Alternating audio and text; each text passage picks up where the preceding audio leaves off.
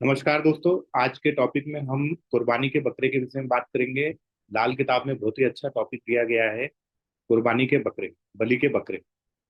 बोलने का तात्पर्य यह है कि कोई भी प्लैनेट जैसे बृहस्पति के ऊपर अगर कोई नेगेटिविटी आ रही है या किसी दृष्टि संबंध से किसी भी तरीके से वो मैलेफिक हो रहा है या नेगेटिव हाउस में है, नेगेटिव फल आपको प्राप्त हो रहे हैं बृहस्पति से रिलेटेड, तो वो कहीं ना कहीं अपना जो कुर्बानी के बकरे हैं वो केतु को, अपनी नेगेटिविटी पूरी केतु पे डाल देंगे। तो बोलने का तात्पर्य यह है कि सेंटेंस में लिखा है मैंने, if a planet is getting negative in any kundli then its transfer its negative effect to some other planet. जैसे एग्जांपल में भी मैंने लिखा है इसमें कि अगर सन कोई ट्रबल फेस कर रहा है, आपके होरोस्कोप में किसी भी कारण से मंदा हो रहा है, तो वो जो अपना नेगेटिव इफेक्ट है, जो उसके नेगेटिव इम्पैक्ट है, वो केतु पे डाल देगा और केतु कुर्बानी का बकरा बन जाएगा। तो इस टेबल में आपको कुछ समझ में आ रहा होगा कि जैसे जुपिटर है, तो जुपिटर कहीं ना कहीं मंदा हो रहा है तो केतु पे अपने मेलिफिक इफेक्ट डालेगा। तो सूर्य किसी भी तरह से मंदा हो रहा है तो कहीं ना कहीं केतु पे अपने इम्पैक्ट, नेगेटिविटी डालेगा, जो कुर्बानी का बकरा केतु बनेगा। चंद्रमा में हम देखें तो चंद्रमा बृहस्पति, सूर्य और मंगल को अपना बलि का बकरा बनाता है। अगर शुक्र में आए तो शुक्र कहीं ना कहीं चंद्रमा को अपना बलि का बकरा बनाता है। अगर मंगल किसी भी तरह से मेलिफिक हो रहा है, मंगल वैसे बुध से ज्यादा मेलिफिक होता है, दृष्टि संबंध में बुध के साथ हो जाए, मंगल बद हो जाए तो केतु पे अपनी नेगेटिविटी डालता है। वो केतु की दृष्टि अगर मंगल पे पड़े तो भी केतु ही खराब होना है। मरकरी अगर आपका किसी भी प्रकार से मेलेफिक हो रहा है तो वीनस पे अपनी नेगेटिविटी डालता है। और शनि अगर मेलेफिक है तो शनि जब भी मेलेफिक होता है तो कहीं ना कहीं वीनस पे अपनी नेगेटिविटी डालता है।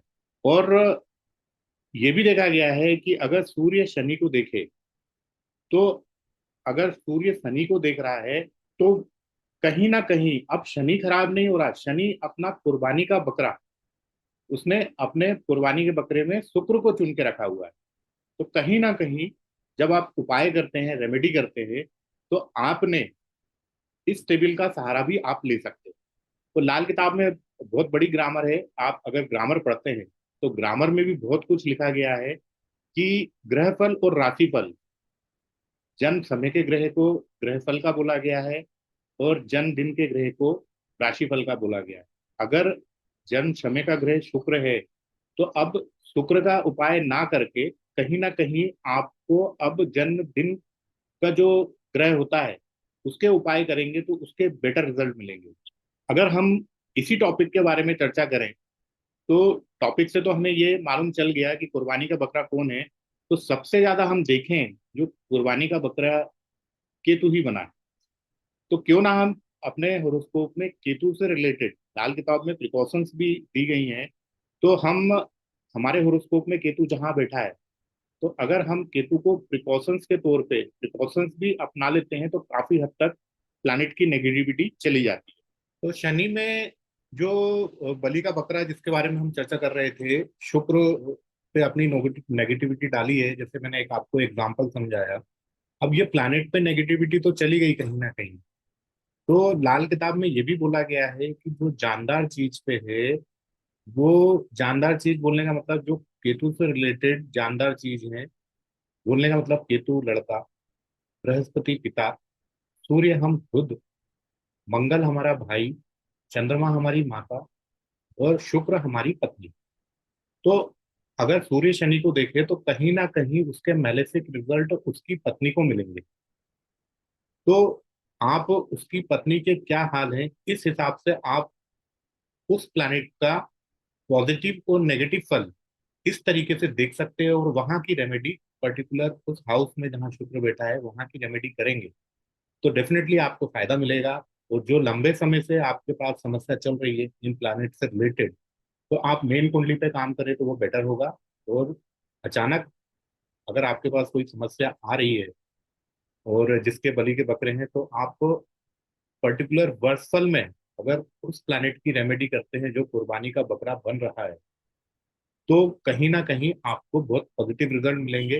बट एक चीज ध्यान देने की जरूरत है, अगर आपने 35 साल 36 साल चक्कर आपने पढ़ा है, तभी आप इस पे जाके रेमेडी को फॉलो कर सकते हैं। अदरवाइज पहले आप पूरी ग्रामर पढ़ें, तभी किसी निष्कर्ष पे पहुंचिए रेमेडी करने से पहले। तो दोस्तों, अगर आप इन सिम्टम्स को जो मैंने आपके साथ डिस्क्राइब किया है, आप लगा के देखिए अपने कुंडली में, पर्टिकुलर वर्षफल में और मेन होरोस्कोप में, कि आपके किन प्लैनेट पे नेगेटिविटी आ रही है और वो प्लैनेट अपना नेगेटिव इम्पैक्ट किस प्लैनेट पे देख रहे हैं। और एक चीज मैं और बताना चाहूंगा कि शनि पे जब भी नेगेटिविटी आती है, वो शुक्र पे अपनी नेगेटिविटी डालता है। तो कहीं ना कहीं मसनूई में एक टॉपिक, मसनूई एक लाल किताब में टॉपिक है जिसमें शुक्र के अंदर ही राहु केतु है। तो इसमें मैंने एक नोट लिखा है, only Rahu and Ketu do not shift their negative effect on any other planet. Rahu Ketu को ही पूरी नेगेटिविटी झेलनी पड़ती है। तो निष्कर्ष कुंडली में ये निकला, ज्यादातर केतु बलि का बकरा बना है। तो आपको मैंने पहले भी बताया है कि आप केतु को देखिए, और अगर आपको पूरा कुंडली देखना आता है, आपने पूरी ग्रामर पढ़ी है, तो देन आप कौन से प्लैनेट पे आपकी नेगेटिविटी आ रही है और किस पे, परिवार में किस सदस्य पे वो नेगेटिव इम्पैक्ट आ रहा है, जो कि जानदार चीज है, तो डेफिनेटली आप उससे रिलेटेड रेमेडी करेंगे तो आपको जरूर फायदा मिलेगा। तो बने रहे हमारे यूट्यूब चैनल पे, ऐसे ही नए नए टॉपिक के साथ आपके साथ फिर मिलेंगे। अगर आपको ये वीडियो अच्छा लगे तो इसको लाइक करिए, सब्सक्राइब करिए। तो धन्यवाद दोस्तों, आज के टॉपिक में इतना ही।